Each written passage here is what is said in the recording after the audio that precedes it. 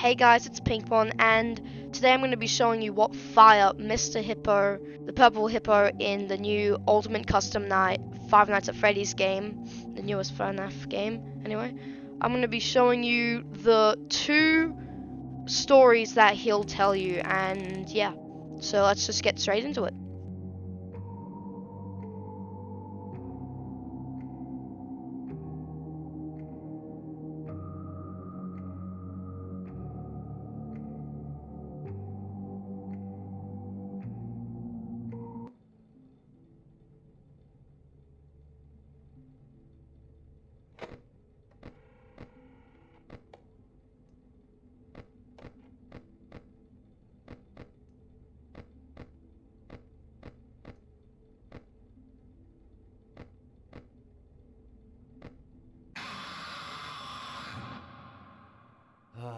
It seems that you have met your end. What a pity. I don't feel too bad about it, though. After all, if it weren't me, it would have just been one of the others, I guess. I'm honestly just glad to be out of those air ducts. It's not easy for a hippopotamus to fit up there, and not easy to get down either, and not as young as I used to be, as you can see. I used to be able to do all sorts of things. You're young, you're vibrant, you have that sort of pep in your step. It reminds me of a conversation I was having with one of my good friends, Orville. We were having a nice picnic one day. I believe it was summer. No, perhaps it was. Was it the fall? Yes. It was the fall because the leaves had turned already. But I said to Orville, I says, Orville, I have a story to tell you. And Orville looked at me, kind of odd and said, well, what's it about? I said to him, not every story has to be about something, Orville.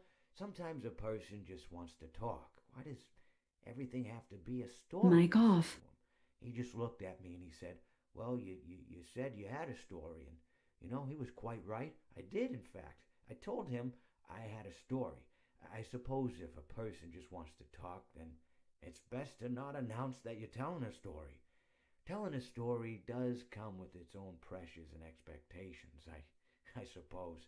After all, if you're just talking to a friend, then there's no more expectations than if you were talking into the wind. Words by themselves aren't expected to carry, aren't expected to stick. But if you announce you're telling a story, well then there'd better be a point to it all. No one wants to sit and listen to someone ramble on and on and on with absolutely no end in sight. So, it's good to be mindful that when you tell someone that you're about to tell a story, that you have something to say. Telling someone that you're going to tell them a story is tantamount to asking them to stop what they're doing and pay attention. You're basically saying, hey, buddy, stop everything. Stop what you're thinking. I have a solution to everything. And, well, I didn't really have any story to tell. In hindsight, I probably just misspoke when I said that I had a story. I think it would have just been better to tell Orville that I wanted to tell him something rather than tell him that I had a story. But even then, it might have put too much importance on the whole thing. Either way, it was quite a nice day. I remember that we were drinking tea. Alright guys, that was the first story that Mr. Hippo will tell you. Now let's move on to the next one. Well, it seems that your journey has ended. Very sorry about that. It was always going to end this way, of course. If it weren't by me, it would have just been, terrible thing. Just you could not imagine how terrible it would be. Just I get scared thinking about it. Glad it's not me. It reminds me of a time I was speaking to my good friend Orville. We were we were sitting on a park bench watching the pigeons. I was on the left, he was on the oh wait, was I on the right or left? Anyways, it doesn't matter. We were sitting on there watching the pigeons, and I said to Orville, "Friend, those birds are frozen." And he kind of looked at me like I'd lost my mind. But I reminded him that it was winter, and often birds will sit in a tree until they freeze, and then they sort of fall to the ground until the sun warms up and they can, move around again. So I said to Orville, you might as well save those breadcrumbs until the birds thaw, because they can't very well enjoy them in the condition they're in. To which he asked what I meant, and asking what condition the crumbs should be in before he threw them to the birds, assuming that I meant the birds couldn't enjoy the breadcrumbs in the condition that the crumbs were in, when in fact I had meant the birds could not enjoy them in the condition that the birds were in, considering that the birds were frozen. So he took a moment and then threw his last handful onto the ground.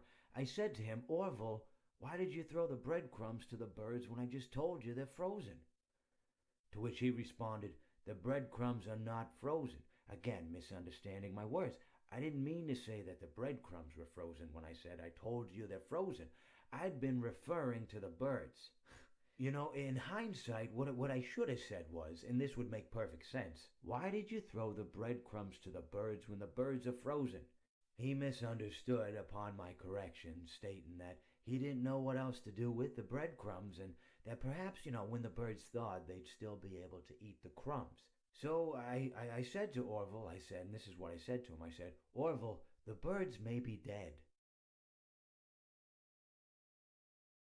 Alright guys, so those are the two stories that Mr. Hippo will tell you.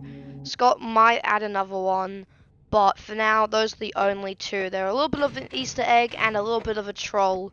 So yes, thank you so much for watching. Please like, comment, and subscribe down below. And a link to this game in the description. Alright, see ya.